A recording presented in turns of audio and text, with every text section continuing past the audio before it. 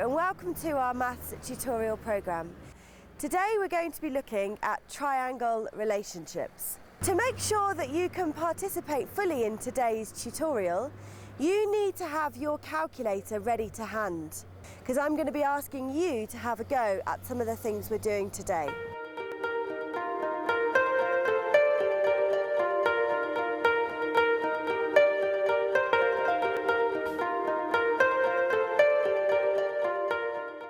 Did you know that you can't just make up a triangle from any length that you choose? There is actually a law that governs what the dimensions have to be for the side lengths of a triangle. And that law is called the triangle inequality law, and we're going to have a look at that right now. For this demonstration, we have made some models to help you be able to see better what we're talking about. So for this first triangle here, I've selected the base of 15 centimetres, 6 centimetres for one of the sides and the other side at 4 centimetres. So in this case, we can see that if we add together the smaller two sides, we can see that 6 and 4 makes 10, which is less than 15 centimetres. So the sum of the two smaller sides, A and B, the result is less than the bigger side. So the sum of the smaller two sides is less than the bigger side. Let's see if we can make a triangle out of this. Will these two smaller sides meet? Hopefully you can quite clearly see that no matter what orientation I put these sides in, they will not meet, so this will not make a triangle. Let's just check that that works for every example where the two sides are smaller. Here I've selected a longer side of 20 centimetres. So again, if we add together our two smaller sides, 10 and 5 makes 15. And that is less than the longer side, which is 20 centimetres. So again, if we add together the smaller two sides, in this case the result is less than the larger side. Let's have a quick look if we can make a triangle out of this one. No matter what orientation again that I put these two sides in, they never meet, so again this will not make a triangle. So I think we've established that if you add together the two sides, the two smaller sides, and the resulting sum is smaller than the larger side, it will not make a triangle. We've got two examples of that now. Let's have a look at this example.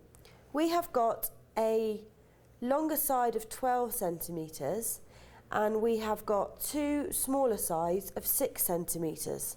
So in this case, if you were to add together the two smaller sides, in this case it would equal the larger side. Let's see if this makes a triangle. So if I try and meet these together, the point at which they meet is the point at which they become parallel with the longer side. So this is not a triangle. So if the sum of the two smaller sides is equal to the longer sides, again, this will not make a triangle. Finally, let's have a look at a triangle that has a base of 20 centimetres, one of the smaller sides at 15 and the other smaller side at 10. If we add together the two smaller sides this time, we can see that 15 add 10 makes 25, which is greater than the total of the longer side. So in this case, A plus B, which is the sum of the two smaller sides, is greater than the longer side, which is 20. And we can see that in this case, quite clearly, it does make a triangle. So therefore, we can see which rules do not work and which rules work. And we have just discovered the triangle inequality law. If the sum of the two smaller sides is less than the longer side, it will not make a triangle. If the sum of the two smaller sides is equal to the larger side, it also will not make a triangle. To make a triangle, the sum of the two smaller sides must be greater than the longest side. So A plus b, which is the two smaller sides, must be greater than the longer side. And that is the proof of the triangle inequality law.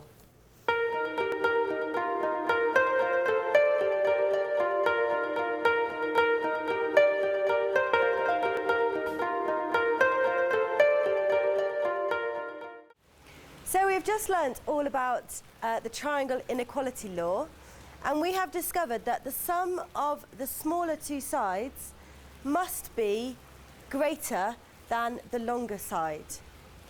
There is another law that governs how triangles can be put together, and that law you may have heard of in school already is called Pythagoras' theorem. And this theorem was discovered by a man called Pythagoras. This is the name of a person. And he lived around the 6th century BC. So a long, long time ago that we've known about this relationship for triangles. Now, the triangle inequality law applies to all types of triangles. Pythagoras' theorem applies to a special type of triangle, and I think that you may have guessed what type of triangle this is already. The triangle that we're looking at is a right-angled triangle. Pythagoras told us that if we label our triangle, the longest side will always be the hypotenuse, the sloping side, and then if we label our other two sides, A and B, which will be the shorter two sides, Pythagoras tells us that the square of the hypotenuse, which is the sloping side, the side that does not connect to the right angle, has to be equal to the sum of the square of the other two sides. So it has to be equal to a squared plus b squared. And that is Pythagoras' law that tells us how to find a triangle that will always, always have a right angle. I'm going to give an example of a triangle that I know makes a right angle to prove that this works. And the triangle I'm going to discuss is one that has side lengths of 3 centimetres, 4 centimetres and 5 centimetres. Now let's first of all just check that this makes a triangle using the triangle inequality law. If we add together the two smaller sides, 3 and 4, it makes 7, which is greater than the longer side, so this one is true. Let's see if it applies to Pythagoras. It should do, because we've got a right angled triangle. So let's see. The hypotenuse we said was 5 centimetres. That should be equal to the sum of the square of the other two sides. So let's follow the math through and see what we get. 5 squared is 25, 3 squared is 9, and 4 squared is 16. So we know that 9 plus 16 is 25. So this law is true for these three side lengths. So we therefore know that it does fulfill Pythagoras' rule, and it will give us a right angle if we draw it out. Have a go at home and see if you can draw it out. So that's Pythagoras' theorem, which only applies to right angle triangles. C squared, which is the hypotenuse, is equal to the sum of the squares of the two shorter sides.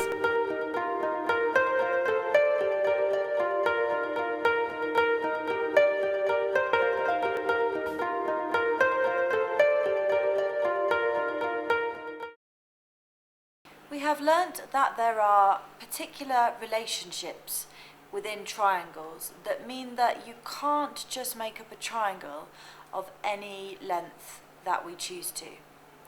So we are constrained by boundaries, and we've already learnt about the triangle inequality law and Pythagoras' theorem, which are some of the constraints based on triangles.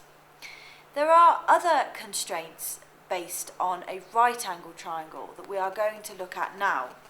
And now we are moving into the realms of trigonometry. So let's have a look at how we use trigonometry. So first of all, we need to be able to label a right angled triangle with the terminology required for trigonometry. So first of all, we are going to identify the right angle in our triangle. And from that right angle, we can draw an arrow straight through the side of the triangle that is directly on the other side to the right angle. Is called the hypotenuse. The hypotenuse is the slope side of the triangle. So that's the first thing that we need to know. The second thing is we are going to identify which angle we have information for. And let's just say that that's this angle here that I've got shown in green. And let's draw an arrow through the middle of our angle and see what side that hits. And the side that hits is called the opposite. So the side that is opposite to the angle that we are looking at is called the opposite. And the final side is called the adjacent. It is adjacent or next to the angle that we are looking at. It's very important that we know those three names before we go any further.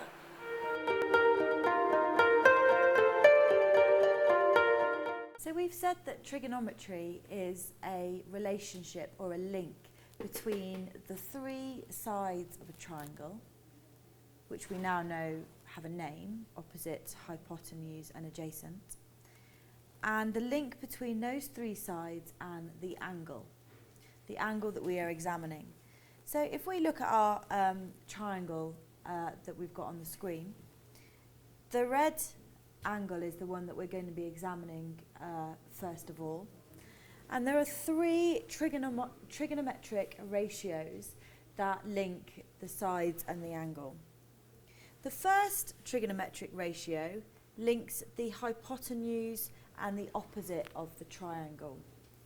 And this ratio has a name. The name given to this ratio is called sine.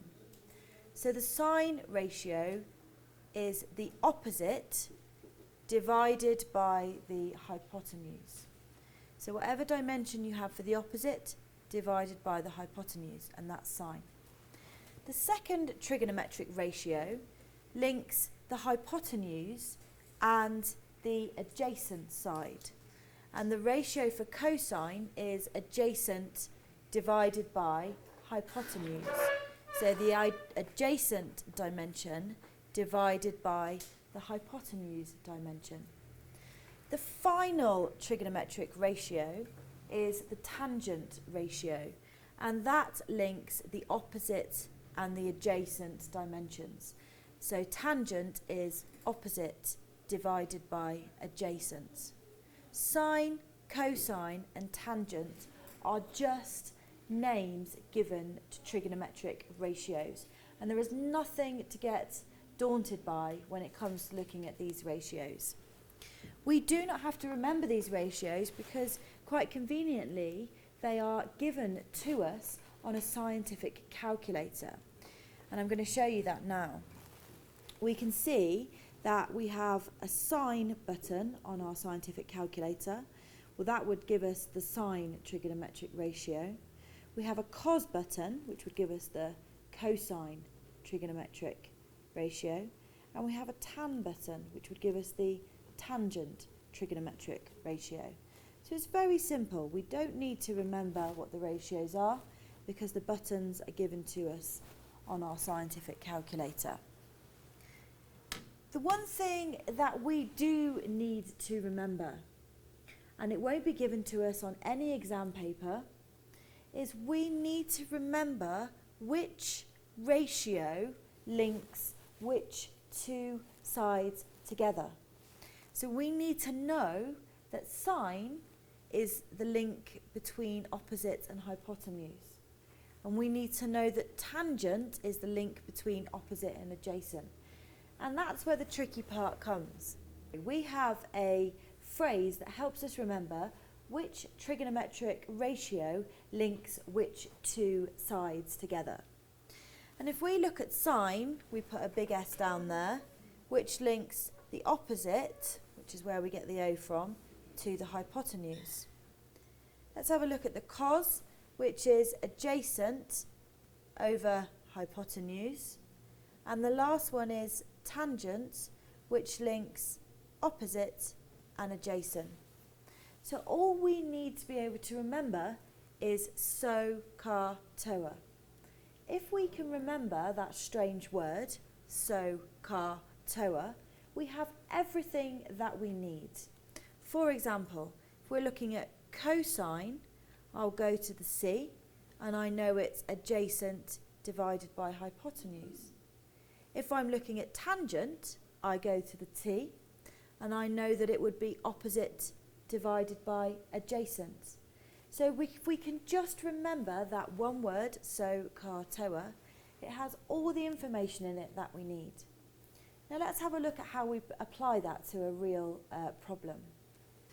So this is the part where you at home need to be using your calculators, as we said at the start of the show.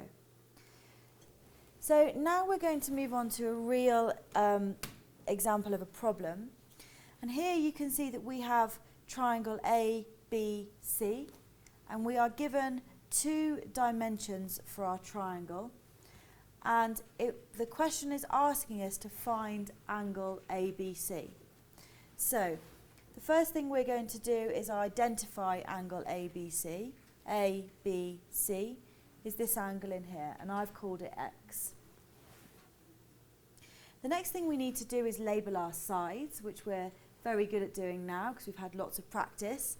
So the first thing we're going to do is have a look across opposite to the angle is the opposite. The slopey side that is opposite to the right angle is the hypotenuse, and the remaining one is the adjacent. So once we've done that, we need to select our trigonometric ratio that we're going to be using. Now the information that I have is I have a dimension for the opposite, and I have a dimension for the hypotenuse, but I don't have a dimension for the adjacent. So therefore I need to find a trigonometric ratio that links opposites and hypotenuse, because that is the information that I have. So opposite and hypotenuse, I'm going to look up to my so, car, toa. Sine has got opposite and hypotenuse in, which is the 2 bits of information that I need. Cos, I would need the adjacent, which I don't have, and tan, I would also need the adjacent, which I don't have. So the correct trigonometric ratio is sine, opposite over hypotenuse. Okay, so let's put some information in. Sine x is opposite over hypotenuse. I know that the opposite is 8, and I know that the hypotenuse is 12. So sine x is 8 over 12. So sine x is therefore 0.6 recurring, because that is 8 divided by 12. And now to find x on its own, I need to move this sine ratio to the other side. And this is where the inverse function becomes apparent. So to get the inverse trigonometric functions, you need to find where the shift button is on your calculator. And if you push shift and one of the trigonometric functions, you will see that you can get sine to the -1, or cos to the -1, or tan to the -1, depending on which inverse function that you're looking for. Because we've moved sine to the other side of the equals, and therefore it becomes sine to the -1. So now we know how to find the answer to this, because we know how to type sine to the -1 of 0.6 recurring into our calculator. And if we do that, we'll find that we get x is equal to 42 degrees. So we now know that our angle ABC is 42 degrees. And that's the first problem solved. We're learning about trigonometry today for a very special reason, and that is because we are going to be conducting an investigation to find out which is the steepest part of the road in and around the Thimphu area.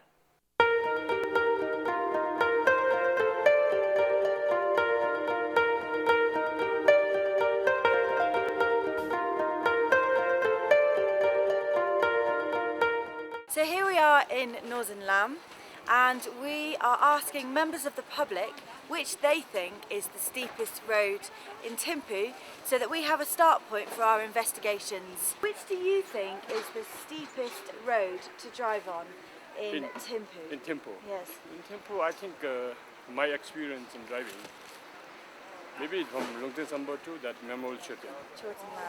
That's, I think, steepest. Thank you very much. Good morning. Which hill do you think is the steepest in Thimphu to drive up? Gen Zata Cheshodera GD ya Mutitangi site ya Zugi Talula.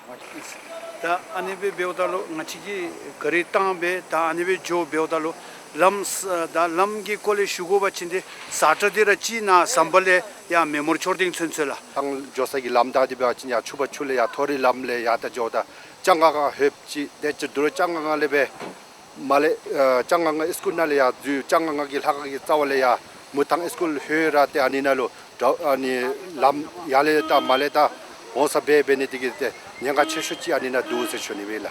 So the results are in from our survey of which is the steepest hill in Thimphu. The three steepest hills as voted by the people of Thimphu down on Northern Lam and in the taxi rank are Chorten Lam, the hill below Motitang School, and the road that comes down from Changanka to Four Ways.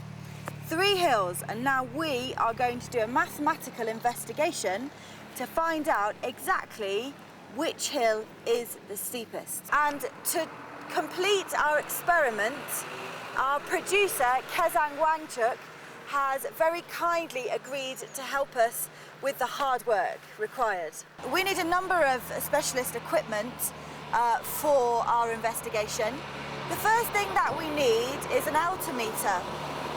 This altimeter tells me our altitude in meters at the bottom of the hill, and it also tells me the altitude at the top of the hill. And this means that I can tell the height gain that we have made on the hill. The second thing that we need is we need an odometer, something that records the distance that we travel up the hill. Now, the odometer that we are using today is an odometer that attaches to a bike, and it clips in, and as we are cycling the bike up the hill, it will record how far we travel. So let me show you where the dimensions and the mathematical readings we are going to take will be recorded. So first of all, we have the start point for our experiment, and that will be down at the petrol station on Northern Lam. And our finish point will be at the top of the hill up at Memorial Chorten. And the hypotenuse of our triangle, as I have modelled this mathematically, will be the distance that we will cycle up the hill. And that will be recorded by Mr. Kezang Wangchuk and the odometer attached to the bicycle. And to find out how steep the hill is, we're going to use trigonometry to find the angle of elevation.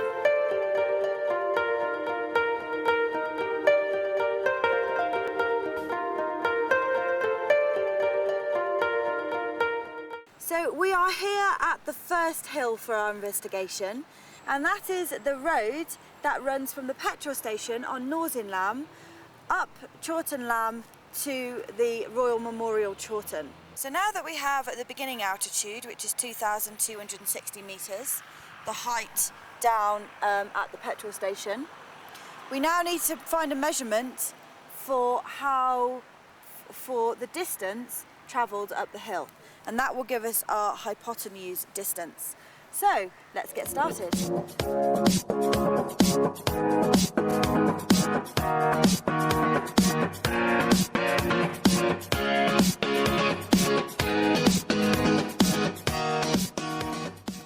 So thank you, Kezang. How was that, cycling up that hill? That was a bit exhausting, but it was fun. Okay, so let's have a look at what our equipment tells us for the readings we've got from that experiment. So the speedo tells us that Kezang travelled 0.32 kilometres, which is a total of 320 metres. And so that gives us the distance of the hypotenuse of our triangle. We know that our start altitude was 2,260 metres. Let's have a look at the altitude at the top of the hill. We're at 2,315 metres height now. So the total altitude change then, which gives us the vertical height of our triangle, is 55 metres. Now, here is our angle of elevation, angle X, which will tell me how steep this hill is. A greater angle of elevation will give us a steeper hill. So the information that I have is I have the hypotenuse and I also have the opposite. So the hypotenuse and the opposite. If I look for which trigonometric ratio links the opposite and the hypotenuse, we can see that the only one is sine. So I'm looking for sine x is opposite over hypotenuse. So let's write that out first, so I know which trigonometric ratio I need. Sine x is opposite over hypotenuse. And I know that the opposite is 55 metres and the hypotenuse is 320 metres. And now I need to transfer the sine onto the other side. And we know to do that I need to do the inverse of sine, or sine to the -1 of 55 over 320 will give me my angle of elevation, which is x. Our angle of elevation is approximately 10 degrees. So that is the angle of elevation for the first hill.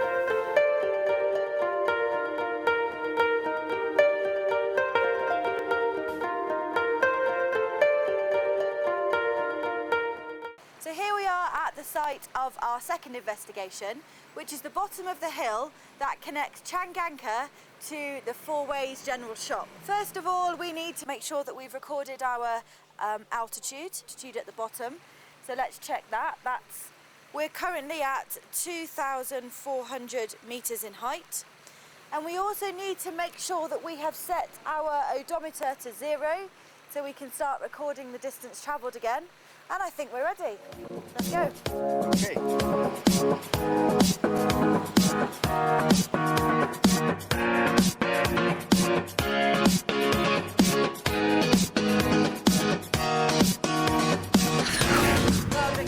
Not a very nice hill, I know, I've cycled it myself. Anyway, let's record our final altitude.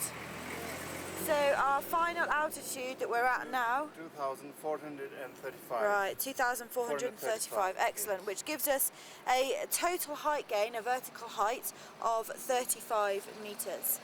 And let's just record our distance travelled, which was 0.23 distance. 0.23 kilometres, which is 230 metres. Excellent, brilliant. Now we can work out the angle of elevation of this hill. But this time we've got the opposite, which is 35 metres, and the hypotenuse, which is 230 metres. We can see that this time our angle of elevation is going to be 8.8 degrees.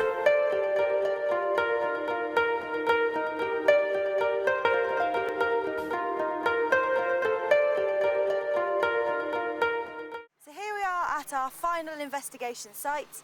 The final hill is the Motitang School Hill, and let's start off by finding our altitude. 2,450. 2,450 at the bottom of the hill.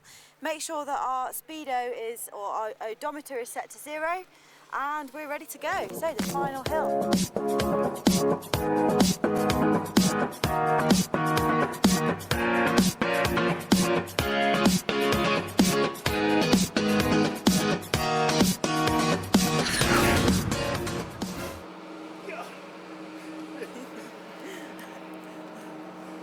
Well, Kezang, you even beat the van up the hill. The truck. Yes. So, what was our final altitude then for this hill? 2,475. 2,475, which gives us an overall height gain of 15 metres. Okay. And what was our distance travelled this time? 0.22. So that's 220 metres that we've travelled, and now we can go and work out the angle of elevation of this hill. So by looking at the 3 hills that we examined in our investigation today, we can clearly see that Chorlton Lamb, the hill with the greatest angle of elevation, is the hill that is steepest in Thimphu. So by using trigonometry today, we've been able to find which is the steepest hill in Thimphu.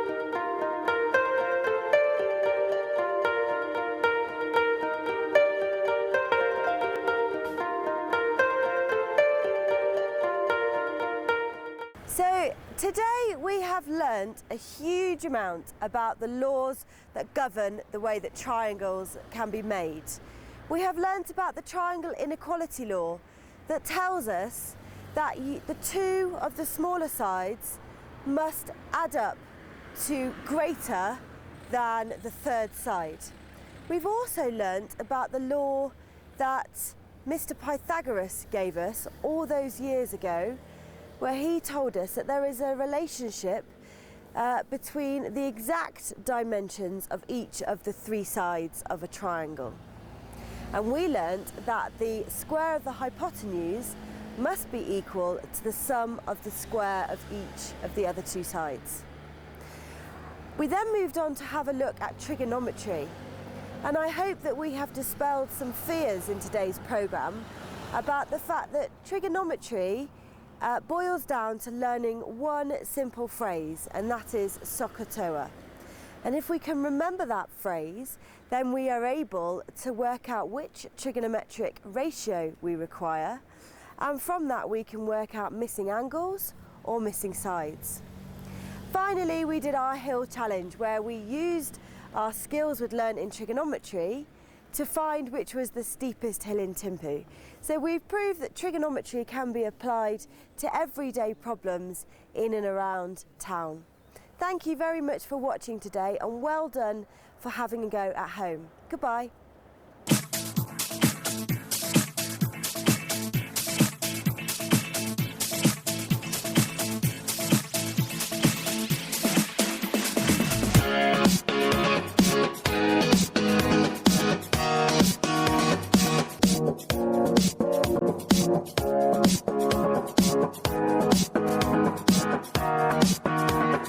Thank you.